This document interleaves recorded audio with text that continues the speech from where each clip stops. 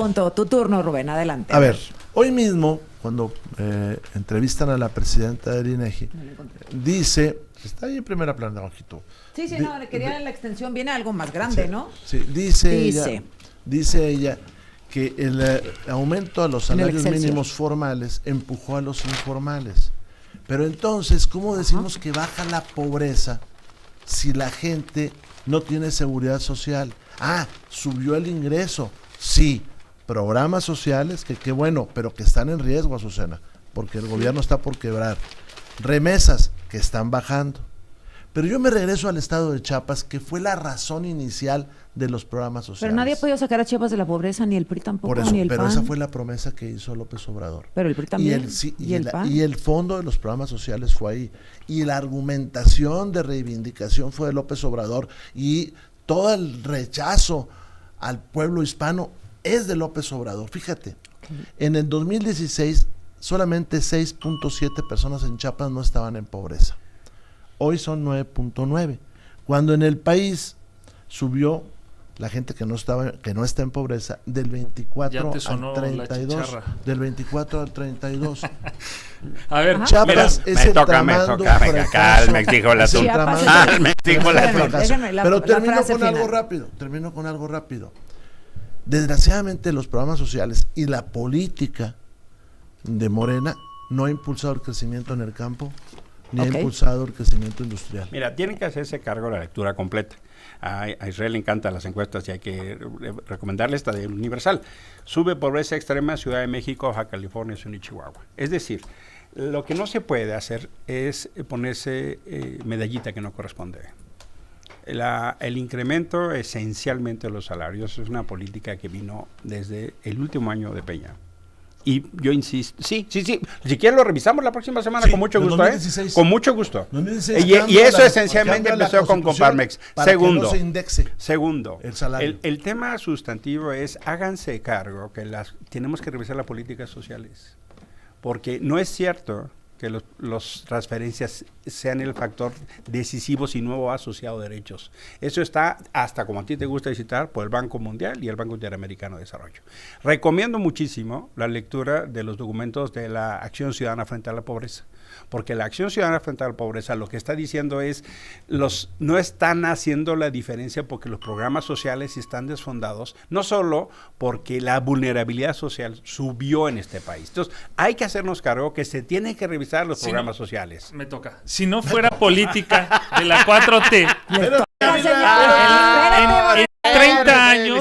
en 30 años, Azucena, los gobiernos del PRI y del PAN promediando subían al año 2 pesos el salario mínimo. 2 pesos durante 30 años fue lo que dejó el PRI. Yo ahí sí se la doy después, a Morena porque Andrés nadie Manuel había López tenido, Obrador. Perdón, nadie había dado resultados así. A ver, pasó de 88, permíteme. Pasó de 88, 7 el salario cuando llegó el presidente Andrés Manuel a más de 287 el día de hoy. O sea, ha crecido en el gobierno de Morena 300% el salario mínimo. Las personas que no tienen ingresos, porque hablas de comunidades indígenas, nosotros estuvimos hace no mucho en Jalisco, no hay trabajo, no hay fábricas, hay personas adultas mayores que no pueden trasladarse, caminar 30 minutos en terracería para llegar a la fábrica más cercana y ponerlos a trabajar a los 80 años. No, esas personas les llegan los programas sociales, así como también el apoyo al campo. Y decir muy rápido, nada más. Eso quiere decir que las personas, salir de la pobreza quiere decir que ahora el dinero les alcanza para cubrir 6 indicadores: educativo, acceso a salud, seguridad social, calidad y espacios de vivienda, servicios básicos. Eso no es cierto, esa no. Son los elementos. Pero es que no es así. Revísalo. No, pero pues claro que no. Si el INEGI te está diciendo lo contrario. Pero por el amor de Dios. Esos son eso es justo, por lo cual no se puede revisarlo. Aguántenme. Es que eso no es así. Rubén. A ver, 2016 es una reforma constitucional, Peña, PRI, PAN, PRD, para desindexar el salario de otro tipo de multas, sanciones, derechos, porque cuando tú aumentabas el salario mínimo, iba y le pegaba toda una gama de elementos que en la no economía. pasó, Sí porque pasó. lo desindexaron. No, sí. Por eso se desindexó en tiempos de Peña Por Nieto. eso AMLO lo pudo aumentar. Y el primer aumento sustancial, permíteme, el primer aumento... Mentira, fue una falacia que se sostuvo permíteme. en la época neoliberal que ya se demostró que era una falsedad. Nada más velo de Coparmex, por el amor de Dios. La quitó Peña. Luego, el primer aumento sustancial se dio en tiempos de Peña. Ahora, estos brincos de disminución de la pobreza se han dado en el pasado. Uno fue con López Portillo y otro fue con Vicente Fox. El tema es la sustentabilidad de lo que hoy está pasando. ¿Cuál es la preocupación que muchos tenemos? Que las transferencias están en riesgo y están en peligro. ¿Cuál es la otra preocupación? Que el ingreso no necesariamente es disminución de la pobreza, porque como lo dice hoy la presidenta del INEGI, el aumento del salario mínimo, que formalmente benefició nada más a 200,000 personas, empujó el salario informal, y está bien, nada más que ese no tiene seguridad social. Y aquí está otro ejemplo, que es el ejemplo de Hidalgo. La carencia de salud en el 2016 era 14%, hoy es 43%. Entonces, ¿cómo decimos que la gente salió de la pobreza? Eso es grosero. Bueno, mira. Sí, por el otro lado tienen que pagar sus medicinas. Es que nadie dice que toda la gente salió de la pobreza. Es que, los de Chiapas no, los de Chiapas no, los de Hidalgo no, los de Puebla no, los de Guerrero no, los de Oaxaca no, todos esos no salieron. Por eso tiene que entenderse en su integralidad. Pero nadie dijo todo el país salió de la pobreza. Y los otros, Azucena, discúlpame. No, adelante, siéntete en la libertad. Aumentó en el país la carencia de salud, aumentaron los problemas de educación. Eso que estamos viendo aquí, también. eso que estamos viendo aquí se llama ilusión monetaria. Hay seis de bienestar, y la generaron ellos. Y al tiempo vamos. Hay 6 indicadores de la medición multidimensional de la pobreza en el condición social, no en el económico.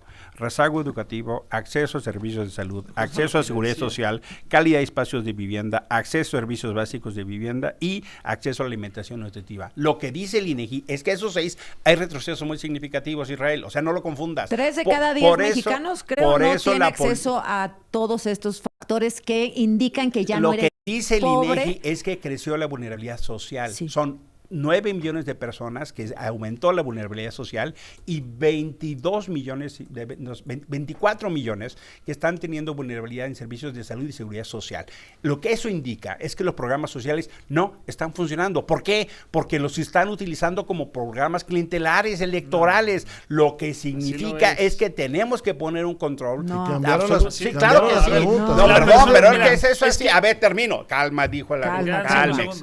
Pues sí, pero si no me interrumpes. Dale. Yo diría, lo que tenemos que revisar es justo que los programas sociales, 1, generen movilidad de la condición de la vulnerabilidad de derechos. Bueno, ese es el otro paso. Y 2, que no se utilicen de manera clientelada, porque lo que está pasando es que si solo es económico, eso, perdóname, es mérito del trabajador que lo gana y de quien lo paga. Cuando el gobierno es empleador, es mal empleador. Tú dices que Noroña, el Porro, se quedó sentado en una reforma constitucional para subirle los salarios a maestros, médicos y policías. Cuando el gobierno es empleador, es mal empleador. Nosotros en la colonia centro aquí de la Ciudad de México, no estamos hablando de las comunidades indígenas, aquí en la colonia centro de la Ciudad de México había un joven en un departamento viviendo en el tercer piso de un departamento sin poderse mover de la cama, con su mamá, una adulta mayor que no lo puede bajar. Esa persona, ese joven, ¿cómo va a ser una cuestión clientelar el recurso que recibe por el programa de personas con discapacidad? ¿Cómo va a ser eso clientelar, Azucena? ¿Cómo va a ser clientelar? La pobreza extrema en la Ciudad de México, papá. Eso fue el argumento de la derecha durante muchos años para no apoyar a las personas en situación de vulnerabilidad. Y qué bueno, no, es que no son excepciones. Perdón, pero sí, o sea, en México muchas personas con discapacidad, mujeres que se dedicaron durante muchos años porque no había oportunidades laborales para ellas, se dedicaron al hogar, no tenían ingresos. La primera vez que pasa. Muchas eso no es cierto. mujeres. En el sexenio de Fox, cuando le empezaron a dar el dinero a las mujeres. Es que no les gusta que les diga uno, pero ahí están ustedes como representantes de la derecha diciendo que los programas sociales son clientelares. Eso es mentira. No, es la cifra más baja. Y va en contra de la realidad. Mira, cuando dieron el dinero a las las mujeres en el sexenio de Fox, 6 millones de personas salieron en condiciones de extrema pobreza. Ahora, está bien, pero no vengan a decir cosas que no corresponden. ¿Cómo qué? Que el fenómeno... ¿Era una dádiva también o no? El uso clientelar... Era lo mismo. No, pero lo que está demostrado es que el dinero no está llegando necesariamente a quien más lo necesita. Eso es lo que está demostrado. Perdóname, si quieres lo revisamos. Yo creo. A ver, rápidamente, por favor. Atentos. Primera. Sí, señor. Los programas sociales están en la Constitución porque también la oposición los votó y entre ellos el PRI. Y lo propuso Morena. Si no estaría en la subirlos a la Constitución. Si no, no estaría en la Constitución. Segundo, el aumento de los salarios mínimos es por una reforma de Peña que desindexó los salarios mínimos, 2016. Tercera, nosotros queremos que la presidenta del INEGI vaya a las cámaras para que explique ciertas cosas. ¿Cómo es posible que disminuya la carencia de agua cuando se quitaron todos los fondos para ese rubro? Se cambió la pregunta y disminuyó a la mitad. Entonces yo creo que es bien importante. Tercera, que nos aclare ese tema de por qué ella no pone un asterisco diciendo, este ingreso también me está la informalidad, porque quien está en la informalidad no podemos decir que salió de la pobreza, porque nunca se va a poder jubilar, porque no tiene seguridad social. Entonces todas estas cosas nos las tiene que aclarar. El tema de la vivienda, también cambiaron las preguntas, el de la salud cambiaron las preguntas, eso nos lo tiene que aclarar. Pero que una persona tenga más ingresos no quiere decir que salió de la pobreza. ¿De acuerdo? Ese ejemplo, que es terrible, yo te puedo dar muchos más ejemplos de niños que tienen cáncer y no tienen medicamentos. O muchos ejemplos de gente que antes tenía seguridad social y hoy no tiene acceso a la misma porque ni el seguro ni el ISSSTE funcionan. O que la pensión se paga para las medicinas. Ese es el problema. Bueno, regresamos con las conclusiones, ¿sí? Gracias. Beatriz Gutiérrez Müller. Ay, qué bárbaros. A ver. Dice Pigmenio, ¿a qué horas comienzan a ofrecer disculpas? Y menciona a compañeros periodistas, ¿no? Mintieron otra vez, dieron rienda suelta a su rabia contra Andrés Manuel. A ningún lado se irán Beatriz Gutiérrez y Jesús. Y luego Beatriz dice, pues yo creo que hay que esperar sentados. No, hombre, es que no me lo pusieron completo. Espérenme tantito, porque aquí, déjenme voy a la cuenta. Espérenme tantito, por favor. Porque este novelón está muy... El culebrón. El culebrón de la 4. El culebrón de la 4. Dice, a ningún lado se irán Beatriz Gutiérrez Müller y Jesús. Podrían hacerlo si quisieran, pero según no quieren. Y luego contesta Beatriz Gutiérrez Müller, pues yo creo que hay que esperar sentados porque así, las disculpas, ¿no? Porque así como avientan la piedra, esconden la mano. Una buena. Entrará en funciones el nuevo Poder Judicial y está la opción real de denunciarlos y que se haga justicia.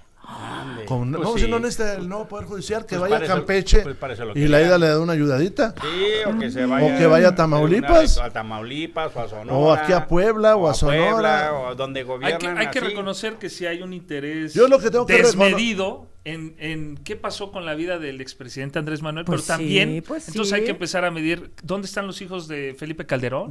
¿Qué fue de ellos después de que Felipe Calderón dejó de ser presidente? ¿Qué pasó con los de Peña Nieto? ¿Qué pasó con los de Cedillo? Ustedes hicieron agenda de eso. Se haga, es más, hasta hiciste una consulta patito, carnal. Hicieron una pinche consulta patito de los hijos de los expresidentes y qué fue de ellos una vez que sus papás dejaron de ser presidentes. Los únicos mayores de edad, cuando era presidente un funcionario Fox, eran los de Fox, de Marta Sagún.